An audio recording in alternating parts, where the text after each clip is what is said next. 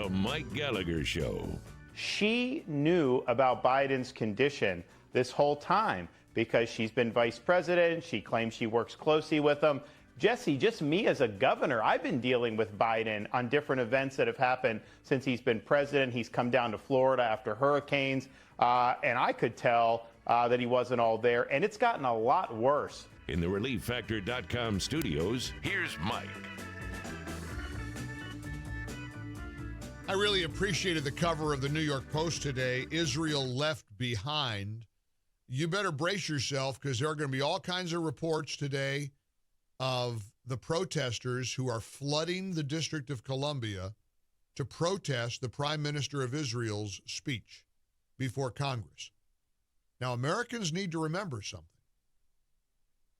A ton of prominent Democrats, the most prominent Democrats on Capitol Hill, are boycotting the speech. I'm talking Dick Durbin, Patty Murray, senators, of course, Bernie Sanders, and a whole bunch of Israel-hating members of Congress, people on the House, of course, the Ilhan Omars and the Ayanna Presleys, and Kamala Harris, who is to preside over this joint session of Congress, but she is boycotting it. Kamala Harris is with the anti-Semite, Israel-hating, pro-Hamas protesters. That's who's the Democrat nominee for president. She can't even fulfill her duties as vice president to preside over the Senate and preside over a joint session of Congress. There's some no-name going to be up there because all the Democrats hate Israel. There's no way around this. This is who the Democrats have to live with. And this is who they are. When people tell you who they are, believe them. Pay attention. Witnessing this shameful snub of our close ally, Israel, driven by, I believe, anti-Semitism, I don't know how else you describe it, is certainly enough to should be enough to secure a comfortable election victory for Trump and Republicans on November 5th. 800-655-MIKE, 24 minutes before the hour. This is at the end of the day, they have to live with, and they're going to play every card they've got. Oh, she's a prosecutor, and he's a convicted felon, which is comical. It didn't work. They've tried. They're recognizing none of that worked. None of the lawfare, none of the weaponization of the court system has been effective. And then, of course, you had Pennsylvania. You had the assassination attempt. I'm going to use a little salty language, but I'm going to quote one of my kids who's not real fond of Donald Trump, who said, "Dad, I got to admit, he's a badass." That's what a lot of normal people are saying. This guy was within millimeters of getting his head blown off. A man died shielding his children and wife. And America's reaction to that is one of making this guy more popular than ever before. And they're stuck with Kamala Harris now. They figured out how to get rid of Biden. And now they're stuck with her. So when you see all the protests, when you see all the hateful, anti-Semitic, pro-Hamas demonstrators in Washington, D.C., you remember Kamala Harris is one of them. Kamala Harris is on their side. She's right there with them. 800-655-MIKE. Marshall is in Jamestown, Florida. Hi, Marshall. How are you? Where's Jamestown? It's a little bit east of Orlando. Gotcha. Yeah. Well, thanks for listening. I appreciate you joining us. Give us your take. Well, I want to give you a perspective from a black point of view.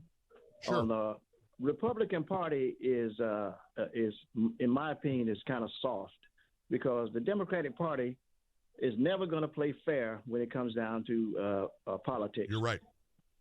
Pointing. I'm going to make a point here. Harris already called out President Trump yesterday. I'm the prosecutor. He's a convicted felon. He's doing all this stuff. We need to fight fire with fire, and we need the black vote. How we get the black vote? We don't get the black vote on the radio. We don't get the black vote on the television. We get the black vote in the churches. We need to wake up and hire some of these black celebrities to go in these churches and tell the truth about abortion, about the border, about inflation, and not CPI, GPI, DDI. We don't. That don't mean nothing. We need to say high gas prices, high food prices, housing, high rent, all that stuff. You're right.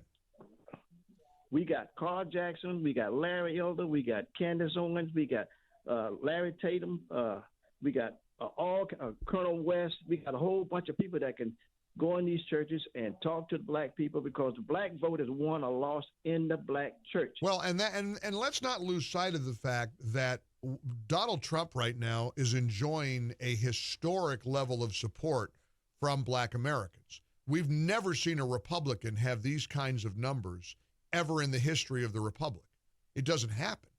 I saw a clip from Joy Reid. I won't play it because I don't want to infuriate this audience, or you for that matter. Joy Reid said it's going to look really weird for any black American not to vote for Kamala Harris. See, that's what bigots like Joy Reid expect.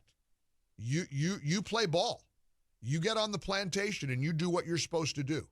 And you're expected to vote for the black woman because she's a black woman. It'll look weird, Joy Reid said, that hateful bigot on MSNBC, for blacks not to vote for Kamala Harris. I am convinced that that is all backfiring. I am becoming slowly convinced that it is absolutely failing for them. They just can't. They've tried everything they can do, including trying to kill him. They've tried to bankrupt him. They've tried to lock him up. They've tried to impeach him. They've tried to kill him. The story is a powerful one of resilience and a man who made a connection in a way that no political figure in my lifetime has ever made. And people see glimpses of who he is. Do you see the video clip of him driving around on the golf cart with some professional golfer who's got a podcast? And Trump is driving the golf cart, and the two of them are playing golf. And it is the most endearing interest. I mean, somebody posted on social media after seeing this. This is a guy that you'd love to hang out with on the golf course or in a restaurant or to have a beer, even though he doesn't drink. This is a guy who's likable. This is a guy who's the polar opposite of what people who hate Trump feel. Check out this clip. Again, this is from, and pardon me, I don't know the golfer's name, but he's some golfer who's got a podcast, and he featured Trump on an episode, and they called it a cart cam. They had a camera on the golf cart capturing the conversation between this PGA golfer and Donald Trump. This was before the assassination attempt. Here's what it sounded like.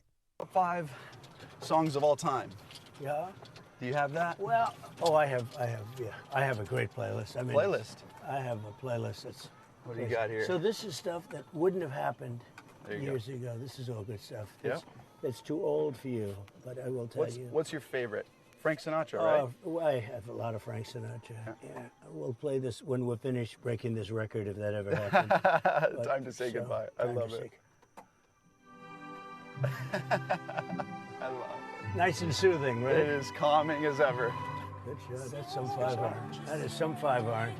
I'll take it. There aren't many people in the world can hit a 5-iron. Who's the most impressive celebrity that you've met personally? Well, I guess all celebrities in terms of a certain age, but I knew them all, and Sinatra. The only one I didn't know was Elvis. I never met Elvis. Elvis was one of the greats, right? Mm-hmm. But Michael Jackson very well, lived in one of my buildings, had his honeymoon at Mar-a-Lago. All really very cool. different people. Yeah. Elvis Presley. Do you mind if I play one? Yes, put whatever you want. Oh, let's see. Just press it. Let's see which one. I'm gonna go. I want to go Michael Jackson. Okay. I'll share something. There we go. You like Let beat me it? show you something. You want to see some real holes, right? Oh yeah. Look at this. 445. But look at this. Jeez, that's beautiful. That's U.S. Open. Right? That is U.S. Open. It's- You know, seeing him in an unguarded moment like that is just so gratifying because I've been privileged enough to spend time with him as well. And that's what he's like. He's this real likable guy, genuinely inquisitive about other people, shockingly self-deprecating. I mean, he's a guy, billionaire, and arguably the most famous person on the planet. And that's who he is. And we'll send that clip out to you here in just a moment. Tracy's going to scramble and put it on the MyPillow text line, and we'll give you a keyword. Some people will guess the keyword. Don't do it yet. It takes her a couple minutes to put it in place. But you want to see that. And you want to watch him, too. You want to see his facial expressions. This is a guy who is one of the most unique, compelling political figures we will ever see in our lifetime. And let's just hope and pray that the American people get it right on November 5th. I think we will, but we got to be smart. Stand by. I'll give you that keyword on the text line where you can get that video clip of Trump being Trump on a golf course with the cart cam. It's pretty fascinating stuff.